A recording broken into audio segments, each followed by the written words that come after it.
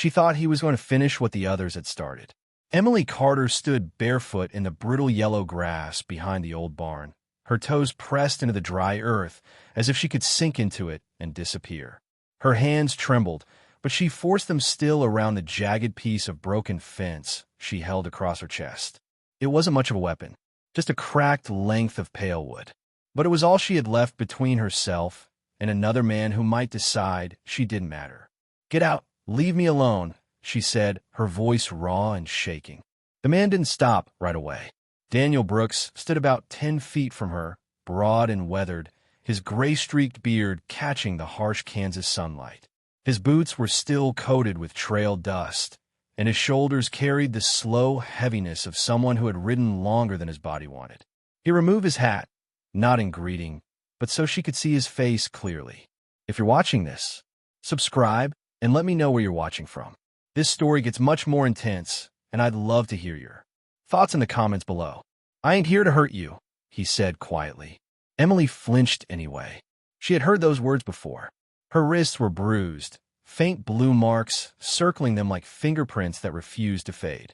Her dress was torn at the collar, the fabric stiff with sweat and dirt. Tucked tight beneath her arm was a small leather ledger, worn and creased, its edges darkened from her grip. She held it like it was worth more than her life. Maybe it was. Daniel noticed everything. The bruises, the fear, the way her breathing stayed shallow, like she expected pain to follow every second she stayed alive. He kept his hands open where she could see them. "I'm not going to touch you," he said. She didn't believe him. Men in towns like Dodge City didn't help girls like her. They traded.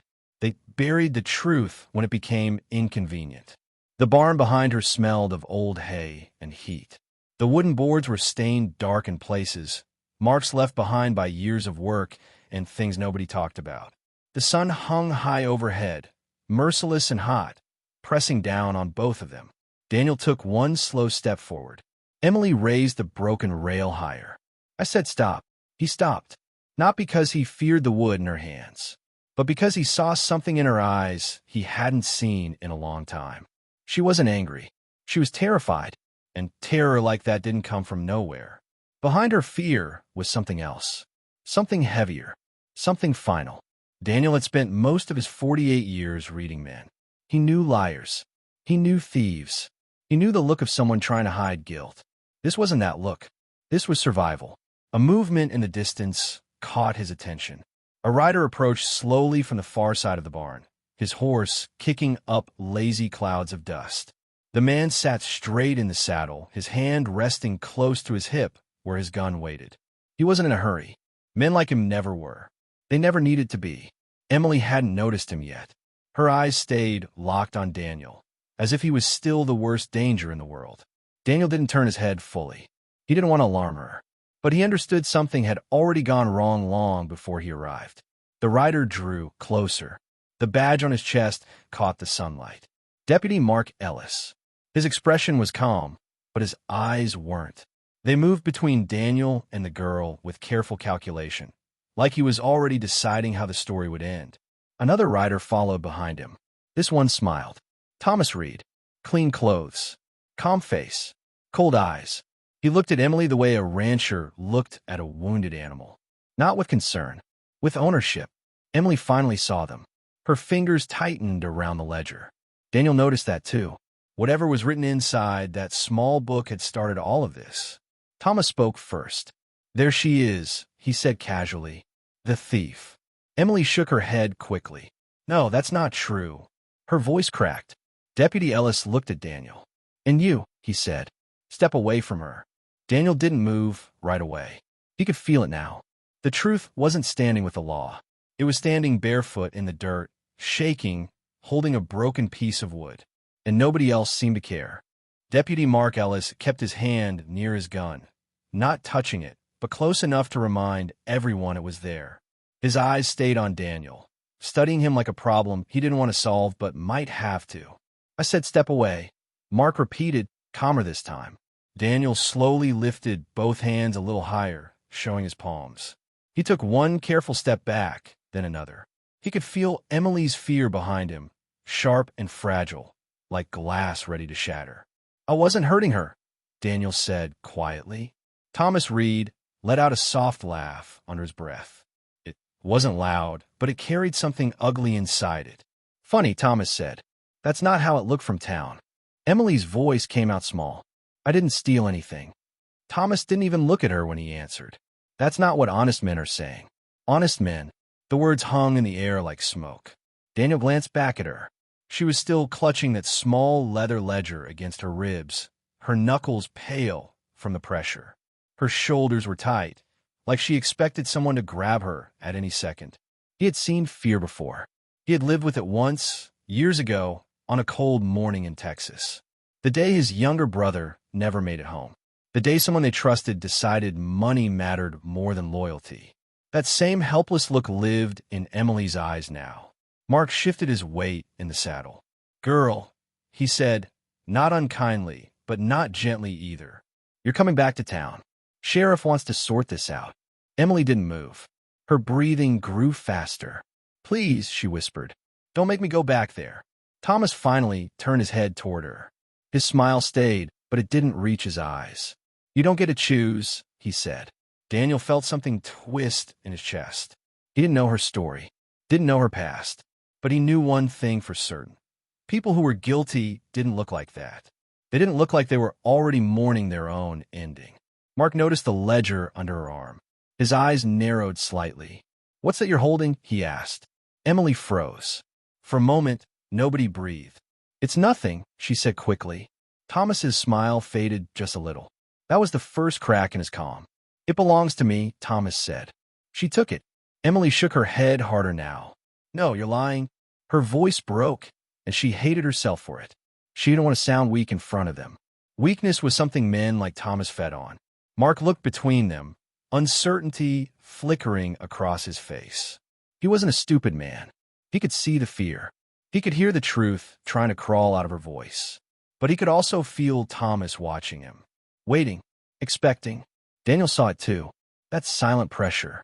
The kind that didn't need words. Mark cleared his throat. "Everyone's coming back to town," he said. "We'll let the sheriff decide." Emily's face went pale. She took a small step backward until her shoulder touched the barn wall behind her. There was nowhere else to go. "Please," she said again, barely louder than a breath. Daniel couldn't stay silent anymore. "She ain't running," he said. "She's standing right here." Thomas's eyes snapped to him. Cold. Sharp. "That your concern?" Thomas asked. Daniel didn't answer right away. He thought about his brother, about the blood in the dirt, about how nobody had stepped forward when it mattered. "I don't like seeing fear used as proof," Daniel said finally. Thomas's jaw tightened. Mark exhaled slowly, like a man already tired of the truth. "We're done talking," Mark said. "All of us. Back to town." Emily closed her eyes for a second, not to rest, but to prepare herself, because deep down, she knew something Daniel was only beginning to understand. The town wasn't where the truth lived. It was where the truth went to die. They walked her through Dodge City like she had already been found guilty. Emily could feel every eye on her as her bare feet stepped onto the hot wooden boards of the main street.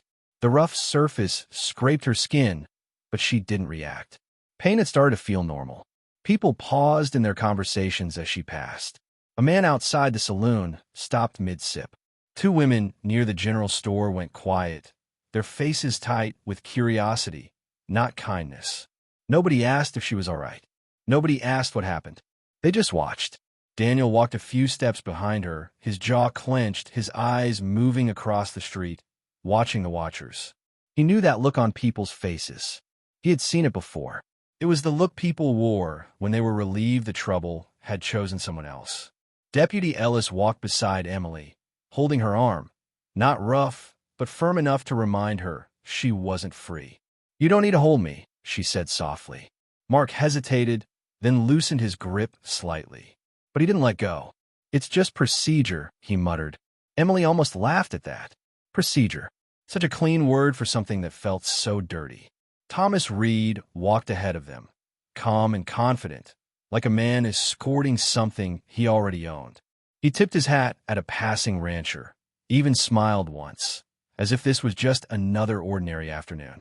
That was the part that made Emily feel sick. How normal evil could look. They reached the sheriff's office, a small wooden building that leaned slightly to one side, like it was tired of standing. Deputy Ellis opened the door and guided her inside. The air smelled of old paper, sweat, and stale tobacco. Sheriff Walter Hayes sat behind his desk, his boots propped up, his chair tilted back. He didn't stand when they entered. He just stared at her. This wasn't a man surprised by trouble. This was a man annoyed by it. "This her?" Walter asked. Thomas nodded. "That's the one." Walter's eyes moved over Emily slowly, taking in her torn dress, her bruised wrists, her bare feet. He didn't ask how she got that way. He didn't ask if she needed water. He only asked, "Where's the ledger?" Emily's fingers tightened around it without thinking. Thomas stepped forward. "That belongs to me," he said smoothly. Walter held out his hand. "Give it here." Emily didn't move. Her heart pounded so loud she thought they could hear it. "It's evidence," Walter added, his voice harder now. "Evidence. Not truth. Not proof. Just evidence." Her hands trembled as she slowly handed it over. The moment it left her grip, she felt exposed, like she had just given away the only shield she had left. Walter flipped it open, scanning the pages. His expression didn't change, but something in his eyes flickered. Something quick. Something nervous. He closed it again. Deputy Ellis noticed. Daniel noticed too. Walter placed the ledger on his desk like it weighed more than paper. "We'll sort this out," Walter said flatly. Then he looked at Mark. "Put her in the back." Emily's stomach dropped. Mark hesitated, just for a second. "She's just a girl," he said quietly. Walter's stare hardened. "She's accused of theft."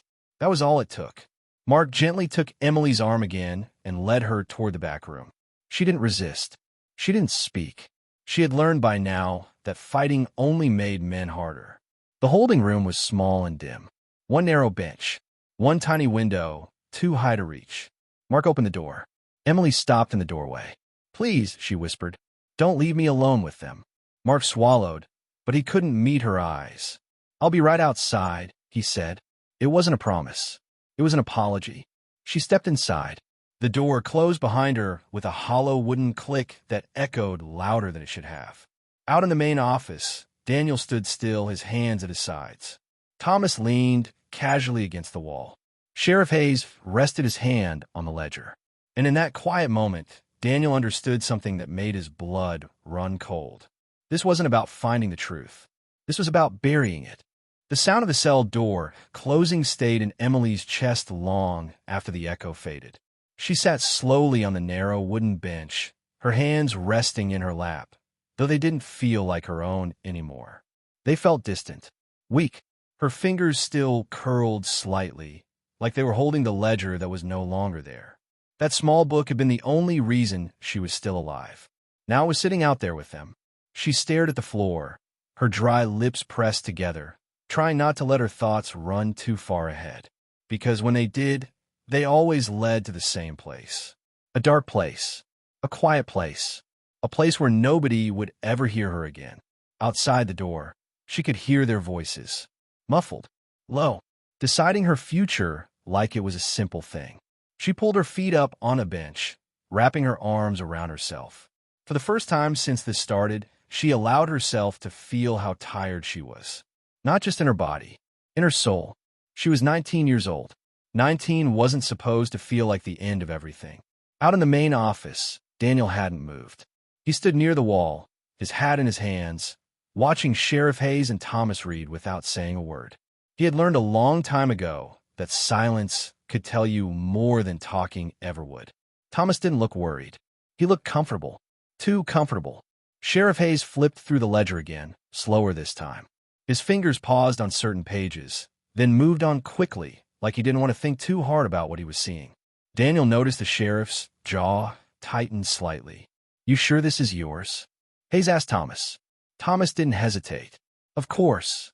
The answer came too fast. Deputy Ellis stood near the door, his arms at his sides. He hadn't said much since they arrived, but his eyes kept drifting toward the back room, toward Emily. He could still hear her voice. "Please don't leave me alone with them." It wasn't the words that stayed with him. It was how she said them. Quiet, broken, like she already knew she didn't matter. Thomas noticed Mark's distraction. "You did good bringing her in," Thomas said casually. Mark didn't respond.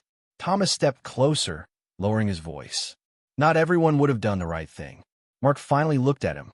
"The right thing," he repeated. Thomas smiled faintly. "Keeping order." Order. Mark thought about her bruised wrists, her bare feet, the way she shook even when nobody touched her. That didn't feel like order. That felt like something else. Sheriff Hayes suddenly closed the ledger. The sound made everyone look at him. He rested his hand on it, like he was trying to keep it from escaping. "We'll handle it tonight," Hayes said. Daniel's eyes narrowed slightly. "Handle it how?" Hayes looked at him like he had forgotten Daniel was even there.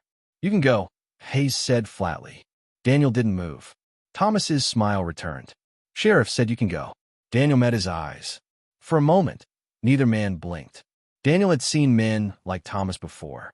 Men who believed power made them untouchable. Men who thought fear was the same thing as respect. He had buried men like that, too. "I'll go," Daniel said quietly. Thomas relaxed just a little. But Daniel wasn't finished. He looked at Sheriff Hayes.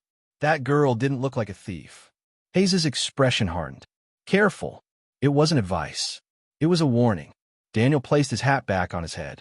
He didn't say anything else. He turned and walked toward the door. But before he stepped outside, he glanced once toward the back room, toward the girl sitting alone. He didn't know her. She didn't know him.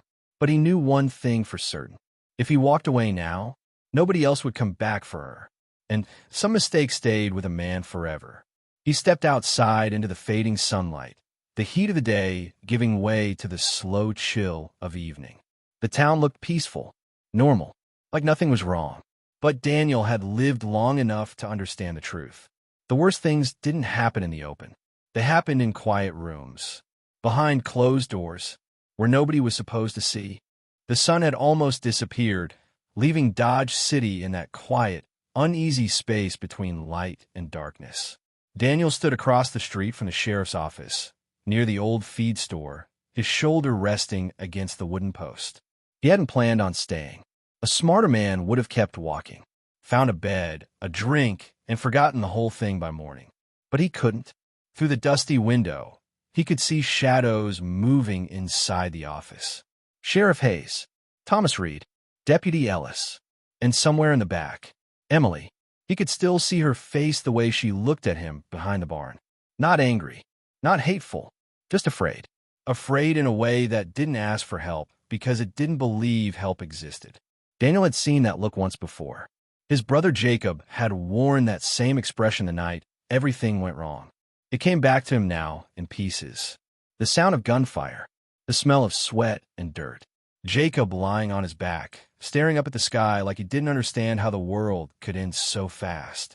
Daniel had been too far away to stop it, too late to matter. He swallowed hard and pushed the memory down. Some ghosts never left. They just waited. Across the street, the sheriff's office door opened. Deputy Ellis stepped out alone. He paused on the wooden porch, looking around like he wasn't sure where he belonged. His shoulders looked heavier now, like something inside him had shifted. Daniel watched him carefully. Mark Ellis wasn't an old man, maybe 30, still young enough to believe in things, still young enough to feel shame. Mark walked down the steps slowly and stopped near the water trough. He splashed some water on his face, rubbing the back of his neck. "You planning on standing there all night?" Mark said without turning around. Daniel didn't pretend. He stepped out of the shadows. "Maybe," he answered. Mark turned then. His eyes were tired. "You should leave," Mark said. Daniel studied him. "Is she safe?" Mark hesitated. That was enough of an answer. Daniel stepped closer. "She's just a kid." Mark looked away, jaw tightening. "You think I don't know that?" His voice wasn't angry. It was frustrated, with himself more than anyone else. Daniel didn't speak. Mark lowered his voice. "You don't understand how things work here." Daniel's expression didn't change. "Looks to me like I understand just fine." Mark exhaled slowly, his shoulders rising and falling. "There's pressure," Mark said. "People with money. People with influence." Daniel said nothing. Mark looked back toward the sheriff's office. "Sometimes you don't get to choose." Daniel's voice stayed calm. "Everyone gets to choose." Mark met his eyes then. For a moment, Neither man spoke. Mark wanted to believe he was still a good man. He had worn that badge with pride once. Believed it meant something. Believed it made him different from the kind of men who took what they wanted. But tonight, that badge felt heavier than it ever had before. Inside the office, a chair scraped loudly against the floor. Both men heard it. Mark straightened slightly. "You need to go," he said again, quieter this time. Daniel didn't move. "What are they going to do?" Daniel asked. Mark didn't answer right away. Because he knew. And that was the worst part. "They're going to say she ran," Mark said finally. The words landed between them like a stone. Daniel felt something cold settle deep in his chest. He had heard that sentence before. It was the kind of sentence that erased people. The kind that ended stories before they could be told. Daniel looked at the door of the sheriff's office. Then back at Mark. "You believe that?" Daniel asked. Mark's voice barely came out. "No." Inside the cell, Emily sat alone in the dark, listening to footsteps she couldn't see, wondering which one would be the last sound she ever heard. And for the first time since this began, Deputy Mark Ellis realized he was more afraid of himself than of the men he worked for. The night air had turned cold, but Emily could still feel the heat from earlier baked into the walls around her. It clung to the wood, to her skin, to her breath. The small holding room smelled like dust and old fear, like it had swallowed other people's endings long before hers. She sat very still, listening. Every sound mattered now. Footsteps outside the door. Voices too quiet to understand. The soft creak of floorboards shifting under weight. Her hands rested in her lap, but they trembled anyway. She pressed them together, trying to stop it, trying to hold on to something steady inside herself. She didn't want to die here. Not like this. Not without anyone knowing the truth. The door opened suddenly. Emily flinched hard, her body pulling back against the wall before she could stop herself. Deputy Mark Ellis stood in the doorway. He didn't step inside right away. For a moment, he just looked at her. Up close, she looked even younger than he remembered. Her face was pale, her eyes rimmed red from exhaustion, but there was still something alive in them, something refusing to break. He cleared his throat. "Stand up," he said quietly. Her stomach dropped. This was it. She didn't argue, didn't beg. She had already done that. It hadn't changed anything.